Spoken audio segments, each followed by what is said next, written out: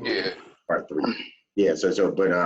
But you know, I do think it's an important topic, and I kind of wrote down some things, so maybe we can kind of revisit some of it again next week. But Scrog, I think you hit. And were you finished, by the way? I want you to finish it. Yeah, I'm done, man. That was it. I could go talking on that shit on and on, but that was the point. No, I know we can, but I think we got to come back to that, because I think there's a lot of stuff to unpack inside of that, honestly. And I think you're 100% right, because when you think, like, my example has always been like Atlanta, right? I feel like a kid that grows up in Atlanta is a different kid that grows up anywhere else. And I use Atlanta, but it could be Atlanta, maybe some of the DC areas. And it just means that you grow up and when you go places, you see people that look like you all the time in successful positions. You don't just go and see them working at Walmart. You just don't see them going, as the garbage man or whatever. You know what I mean? You see those same people in your public offices. You see the same people as your lawyers and doctors. When you go to the mall, the percentage of the people there walking around buying stuff are Black. The ones getting valet in their car. You know what I mean? So when you see that, it just adds a whole nother sense of who I am and what am I going to do. And there's no question as to why so many entrepreneurs come out of Atlanta, right? Because that's what they see all around. And I'm gonna let my boy Joe talk for a minute, because he's been real quiet and I know that he's been bubbling. He got something to say, so I'm gonna let you go ahead, Joe. Actually, I was just kind of listening, because I wasn't sure on the whole topic today, because I got in so late. So I sent you a chat. We were really talking kind of about Kanye, and then went into the Willie Lynch letter and how it correlated. Right, how valid the letter was. Well, just how it correlates to what Kanye's statement was about mental slavery over a period of time. Yes. Well, so, I just thought you had something to say. If you don't, you can get your thoughts together. No, as far as modern day slavery, I think it sits very well. To me, I think the letter the validity of the letter might not be so much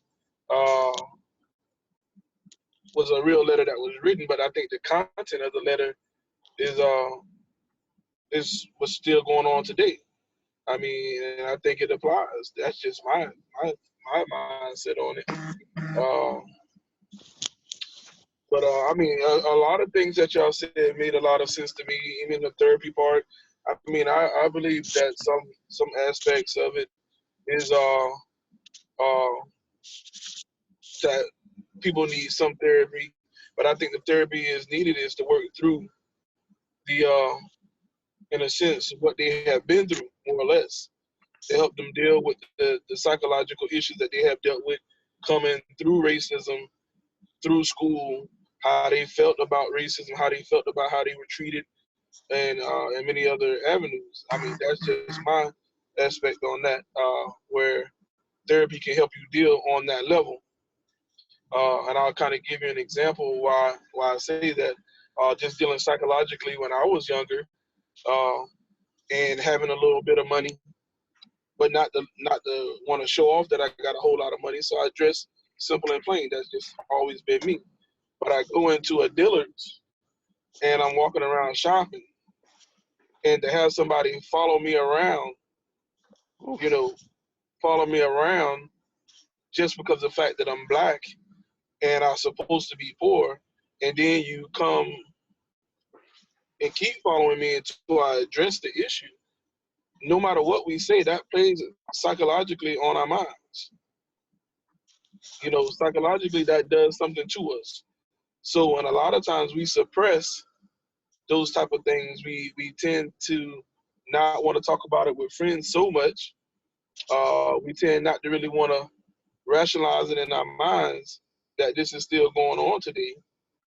But I tend to say if you don't vent it, sooner or later you will blow.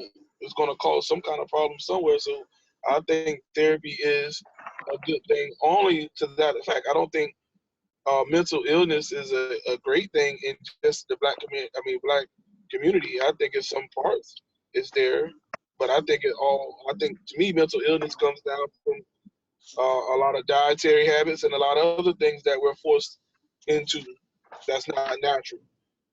You know, so just on that part, I could agree, but I would also say it's to a different degree. You know what I'm saying? I don't think it's because we have so much mental illness that's going on. The mental illness has been really something that was placed upon us in our own, you know, not dealing with the issues at hand or suppressing so much. Mm-hmm. So, Now, go ahead. I'm sorry. Go ahead. no, go ahead. No, I'm gonna take your thought. Go ahead. No, I was trying to hear. I was really thinking.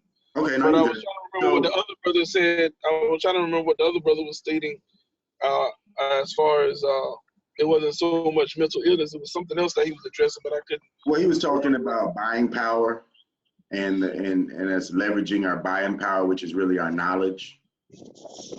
So that was the other part of what Justin was saying. And then John was talking about just defining success, what role models look like, and then our reward structures that we have for, our reward structures for our kids is typically around success. Well, now my only thing about that is with the reward structure part. I'm also dealing with a situation like that now with a young girl that I consider my daughter, and I think we ill reward situations like sports, but I think we set our kids up for failure when we base anything on a reward system when it comes to their success in life. I think it's a certain part of reward system that should be there as an incentive, but the greater incentive is them becoming a successful individual at the end of the day. And that's something that they got to get in their minds, because like a friend of mine I was talking to the other day, and she was talking about, her daughter doing dual enrollment, and she rewards her and this and that. But at the same time, I'm saying that's good, but don't over reward her for something that she's really doing for the benefit of herself. You got to let her know that you're doing this on becoming a better, successful individual. So sometimes in us rewarding them, it becomes to be an issue within itself. You know what I'm saying? That you getting an education is the reward. You see what I'm saying? Not so much we should be rewarding you for getting A's, or we should be rewarding you for getting these high grades. You're rewarding yourself by getting this because it's going to benefit you somewhere down the line. Now, I'm not saying don't give any rewards to your children. I'm just saying do it in moderation and let them understand that the greater reward is you getting this education. And I think we'll defeat a lot of those issues as well. I don't know. That's just my theory. Anybody else? I think some people might be gone already. No, I think they just muted. Just because we're getting late, and I don't want to hold everybody too long. Again, I'm just making those statements because I really wasn't gonna say too much because I was so late coming in, and sometimes coming in late you don't get the full content of what was going on and what was really being said. So I didn't want to be offbeat on the topic at hand. Nah, you're good. But I think, like I said, it is 10:30, and I don't want to hold anybody too much longer because I know we all have things to do.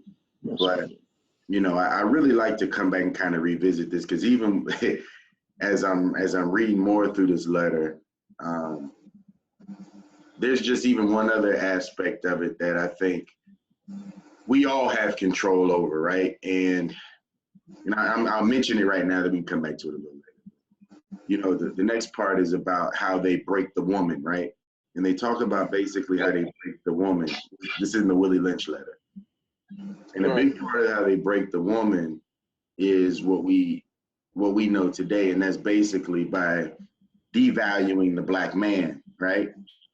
And by devaluing the black man, we force the black woman who, and this kind of goes a little bit to what you were saying, Justin Wilson, who has to carry the black boy, right? And who's the first really nurturer of the black boy, and who in a lot of ways and really gives that black boy his first kind of guidance of how to live, right? kind of his lessons of what he should be and how he should be. And if we make her look at white male and everything as dominant, it is, you know, and we devalue the black man and who he is and his role in not only in the life of the child, but also just in the world, period, right? What now have we done even to that black family and to those black kids that come from that black mother, right? So, I mean, you can go through and you can read their tactic of what they use to break the African woman, as they say. But what I'll say today, when we look at how they do it, right, is how disproportionate are black men sent to prison and for long sentences. You know, how many times do you see black men treated in ways that basically say you're just animals, we run you, we control you, no matter what, right? And then how has that now caused black women, and I'm saying it just like I said it, to truly devalue black men? In other words, right? Give you my real life example, right? You're a baby daddy, she's a baby mama, and because you guys aren't married, you know, she controls everything, she should do everything, and who are you but an ATM, right? How often does that happen? I don't need you, right? Beyonce's independent woman, right? They only want ballers, so you have to be, as John said, you have to look a certain way. What defines success? You know, is it the 20s, the whatever, right? And so that's been another separation of how black men don't even hold the value in other black men's life for various reasons, whether it be imprisonment or just alienation by the parent.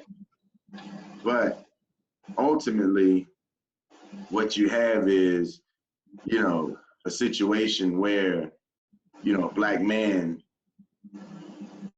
doesn't have any type of value in the family structure, the structure of that black household. And so, you know, how does he lead? How does he do those things, right? And how does that continue to perpetuate the slavery? Well, now, I'll kind of chime in on that one. Now, that's where what Kanye said is kind of valid to a point where he said we chose to be a slave. Now, that's only valid to the day because though that image of the man has been, but we continue to perpetuate that mindset. So at the end of the day, it's up to us to change the dynamics or how we perceive into a point. And same thing to the woman. Now, to address the woman part in it, it started out, they understood the nature of a woman. And the nature of a woman is to be a nurturer. So therefore, when she's in fear, she bred a weaker man by making him more submissive to the master or who she deemed as in control. And then that was just a snowball effect. The more she gave in to her fears, the more her fears began to conquer her and conquer the black man in society because okay, so hold tight right there, right? And I want you to think about what Justin, and I don't know if you heard what Justin said earlier, but he said, did it actually change our DNA? So if you think about that mother, right, who now has a baby in her womb, and then she fears for her life or she sees another slave have the baby literally cut out of her, right? Because they do it. They line up 20 women or all the pregnant women, take one of them as the example and literally cut the baby out and kill the baby in front of them. So what does that do to that mother and the feelings and whatever that the mother now, what, gives to that baby that's inside? I don't know the word you want to use, Doc D, you could probably help me there. But, you know, and to Justin's point, does that literally change the DNA of that kid? Well, Justin. Wow, man, that's deep. Yeah, indirectly it does because, I mean, because it starts with energy. So whatever that mother is feeling, that child is feeling. Mm-hmm. The embryo is feeling. So if she has fear, then that child is going to sense that fear in her. And I do believe that. I think somewhere down the line, it does affect that child even to the womb. You know what I'm saying? You have babies that's being born with nervous tics and coming out of the womb. They're coming out nervous. They're coming out certain ways. You know what I'm saying? And that's due to the lifestyle that the mother is going through while she's in the womb. If she's in an abusive relationship, that affects the child in the womb. Just like if you have a mother and a father in the household, and the father talks to the mother and the father talks to the baby in the womb, and he makes the environment safe and he makes the environment strong, that child is going to come out differently as well. That's just how I believe. You know, I mean, I think everything is all intertwined. And like you say, with the DNA, I believe that's passed on down through the DNA as well. I do. You know? Because when you really think about DNA, it's just like, do you experience the past that your parents have been through? Do you have some kind of experience? Do those experiences that they went through affect you? And it has been known that children still see those things and feel those things in a different manner. I don't know. That's just me. Maybe I'm not saying it correct right now, but I think those experiences are passed down through the DNA. This is like saying if you was a samurai, that samurai DNA is passed down through generation to generation to generation through the bloodline. Being a warrior, that warrior blood. Well, if you're bred in fear, that fear is bred in that next child, and so on and so on and so on. And I think it intensifies as the generation goes on. Now, somewhere down the line, you could break the line, but if the line is never broken, then it just strengthens over a period of time. Now, that's just my mindset on it. Anybody else? We can stop it at any time. I was just listening to everyone, and I think it was Justin who originally spoke on it, talking about mental health being the first thing, and I think he was dead on. Mental health is the first thing that needs to be dealt with, and getting therapy is not a weak thing. I don't know. I think it has an odd stigma with our people. And so a lot of people tend to want to reject it when they hear it, but if you just think about the things that you see out and what our people deal with daily and how we approach those problems and all that, when there's a better way to approach the problem and all that, think about it. There is some mental health issues. The way we select our mates, really think about it. Think about some of our friends and the mates they have. The wives or the husbands they have, how they bring their children up daily. There's definitely mental health issues. Those have to be dealt with first. Okay. Then we talk about diet. Well, yeah, diet, but what comes first, the chicken or the egg? In this situation, mental health. You can't sit there and have a funeral for someone who died of cardiovascular disease and diabetes and all that, and then serve up fried chicken and mac and cheese and all this other type of stuff. There's some, we really gotta start looking at some stuff. But we do it every day, don't we?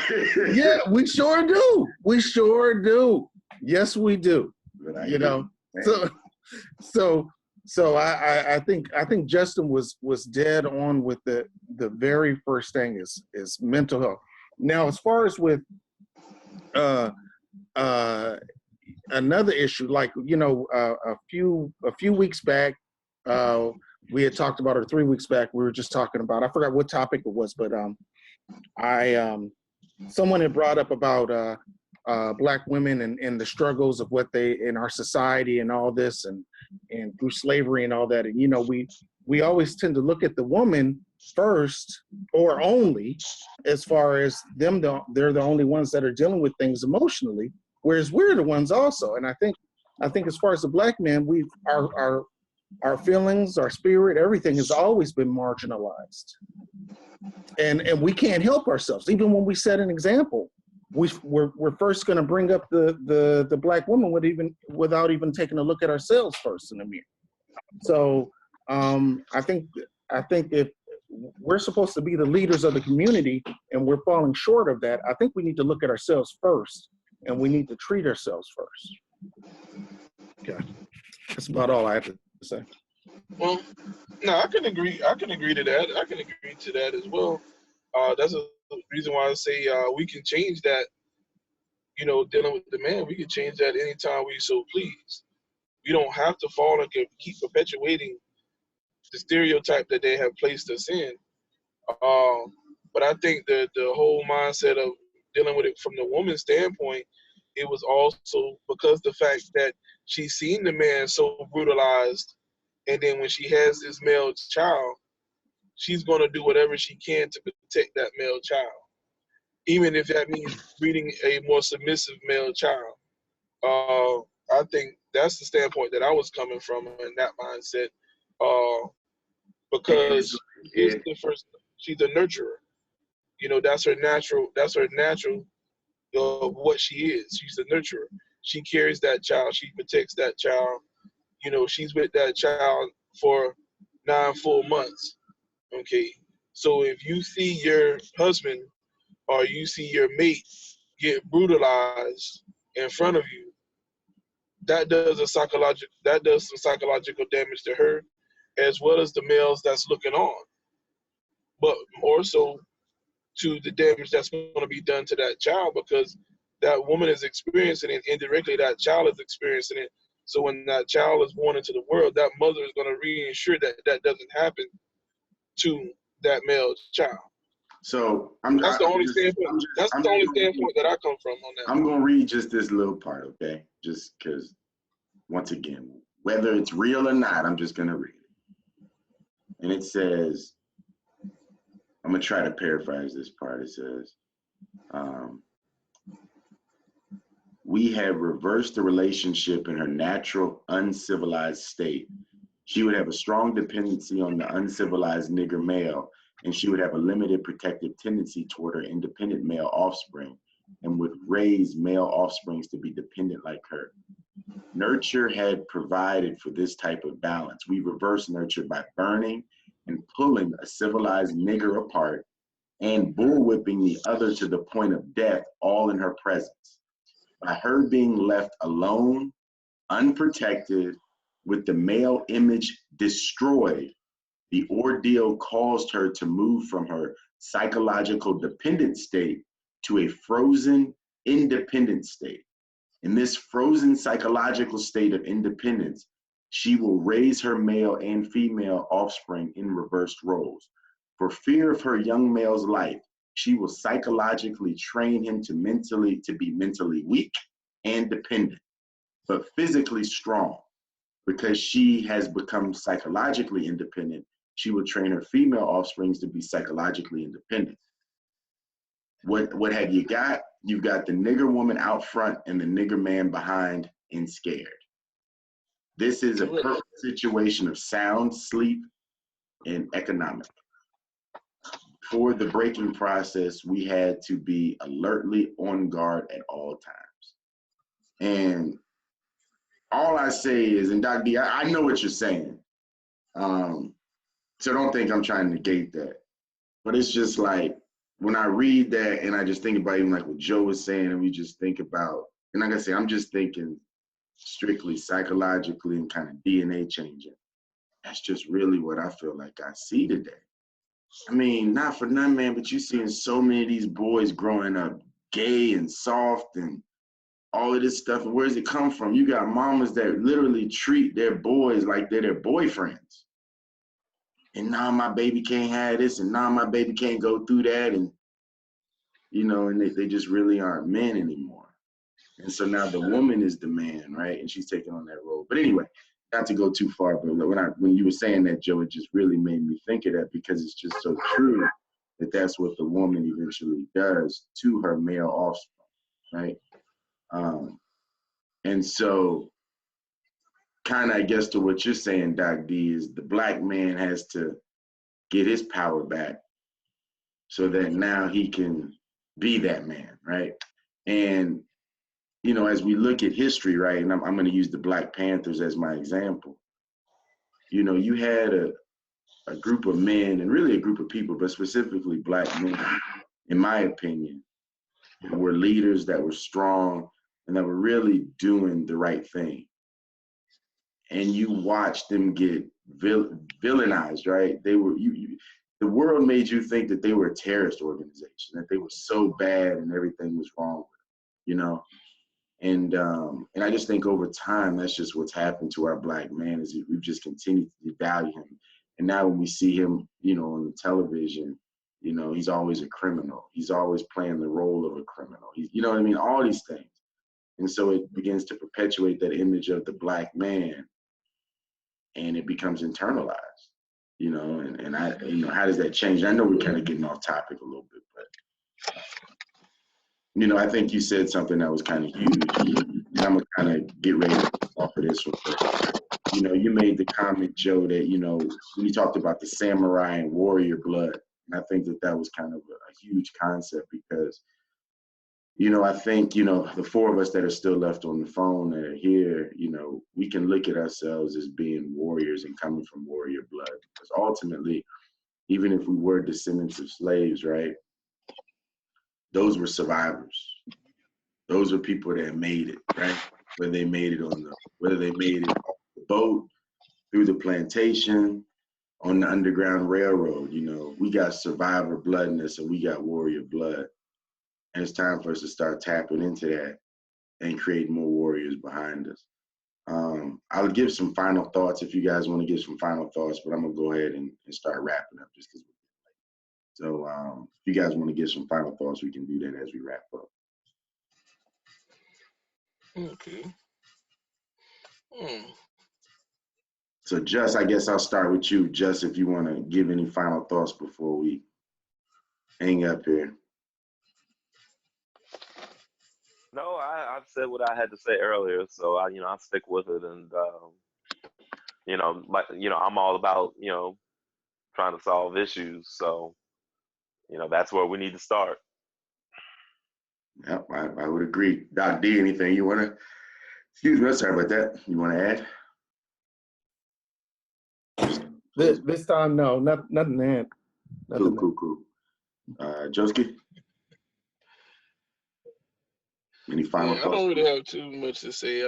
Like I said, I my final thoughts is I do agree with everything, the psychological aspect, the all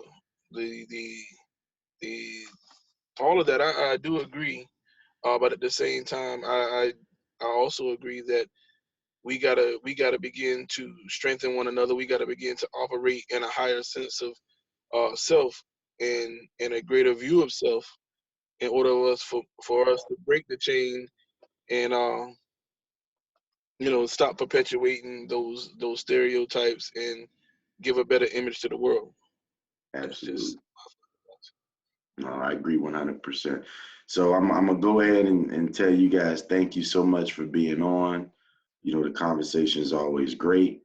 I'm always feeling that much more encouraged and lifted, and I think solution seeking is what we're always trying to do to become better, leave a legacy, so that way our great grandchildren know our names, and they know us not just because it's written down somewhere, but because we're actually doing something. We actually did something. So I don't have too much more to say. Thank you guys again. Love you guys, and wrap with you soon. Absolutely. Peace. Later on. Same here. Later. Later.